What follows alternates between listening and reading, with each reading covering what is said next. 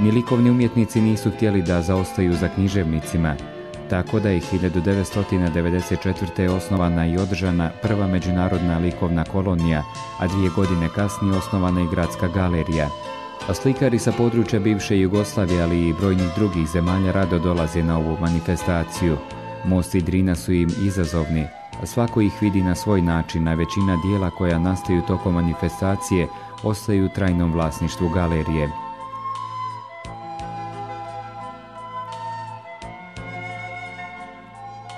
Ali vratimo se opet u istoriju ovog čudno privlačnog grada, da bi nas filmska kamera odvela do turskog kupatila sagrađenog 1575. godine, potvrđujući tako činjenicu da se termalne vode ovdje koriste više od 400 godina. Kupatilo, koje je i danas u upotrebi, preteče je razvijenog i organizovanog banjskog turizma u Višegradu koji se odvija u banji, smještenoj u gustoj borovoj šumi udaljenoj 5 km od grada na nadmorskoj visini od 414 metara. Po stepenu radioaktivnosti koji potiče od radona, Višegradska banja zauzima prvo mjesto u Bosni i Hercegovini, a drugo na području bivše Jugoslavije.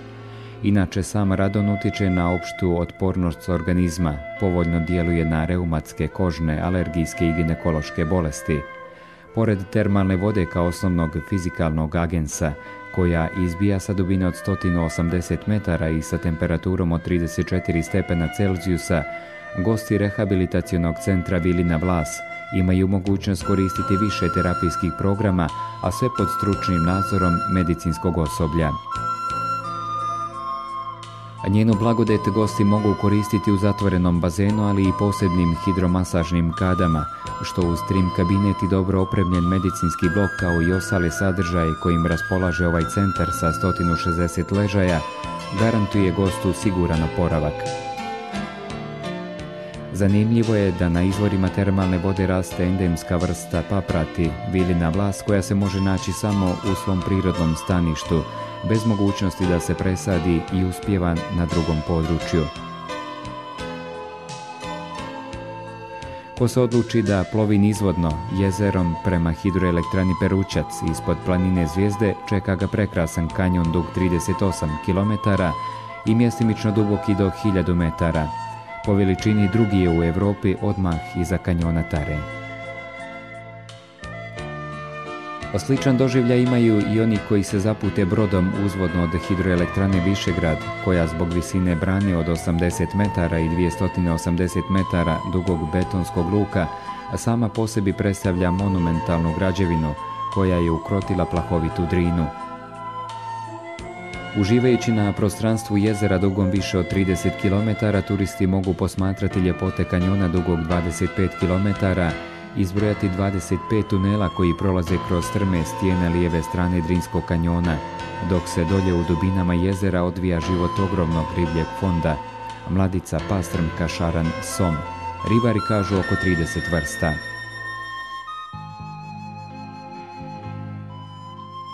Poznavaoci kanjona Drine kažu da je uvijek dilema, da li je ljepše kanjon posmatrati sa visokih litica ili jezerom ploviti i polako osmatrati njegove ljepote. Najbolji izbor, kažu turistički radnici Višegrada, učine oni koji se opredijele i za jedno i za drugo, a okolna brda uzvodno ili nizvodno od grada bogata su raznovrsnom, niskom i visokom divljači, divlja svinja, vuk, lisica, zec, uz zaštićene medvjede i divokoze, a sve zaokruženo u 2 lovišta, Kamenica i Orline, što uvijek privlači ljubitelje lova i ribolova, upotpunjuje turističku ponudu mjesta. Višegrad uz pogodne uslove smještaja, sportskim centrom Ušće, gradskim stadionom i sportskom dvoranom pruža dobre uslove i za boravak sportskih ekipa.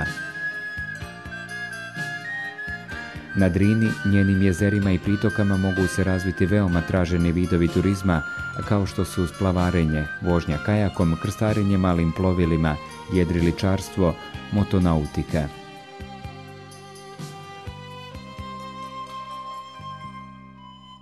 Turistima na usluzi stoje 3 turistička brodića, od kojih se 2 nalaze na Donjem jezeru i plove od Višegrada do ušća rijeke Žepe, gdje se pored kanjona Drine mogu vidjeti i razne vrste ptica, slapovi rijeke Žepe kao i tjesnac potopljenog Kameničkog potoka.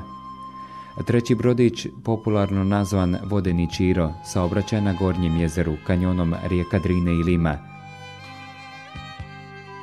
Treba reći da je Višegrad okružen valovitim brdima na kojima prevladavaju četinari, crni i bijeli bor, jela, omorika, a na 14 km udaljenosti na području Nacionalnog parka Tara nalazi se poznata Pančićeva omorika, endemska vrsta koju je srpski naučnik Josip Pančić otkrio.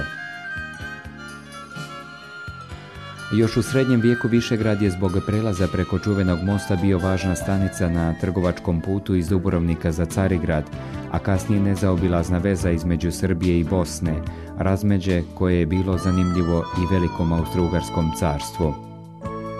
Iza njih je ostala i uskotračna pruga koja je od Sarajeva vodila preko Višegrada za Užice, koja je 1976. godine ukinuta.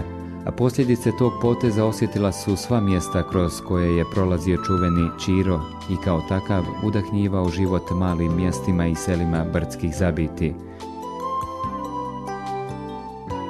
30 godina kasnije obnovljena je uskotračna pruga poznata Osmica kroz Šargan, planinu na Mokroj gori.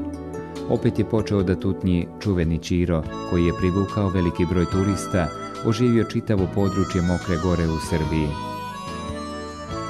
Sa obnavljanjem dionice od Mokre gore do obala Drine, Višegrad, koji ima šta ponuditi gostima, dobiva sigurnu šansu za brzu uspon u svom razvoju.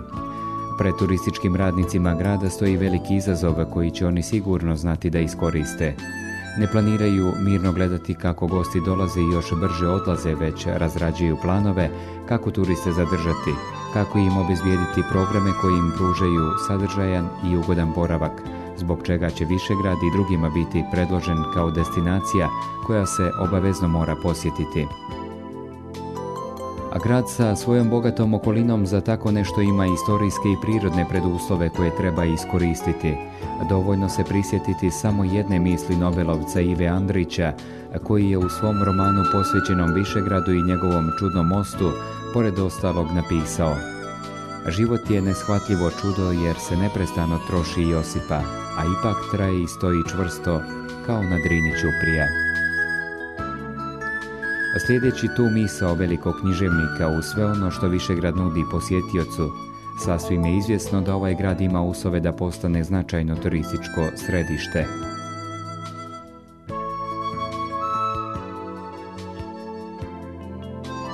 Uloženi novac i trud u razvoj turizma ovdje se mogu vrlo brzo i višestruko vratiti.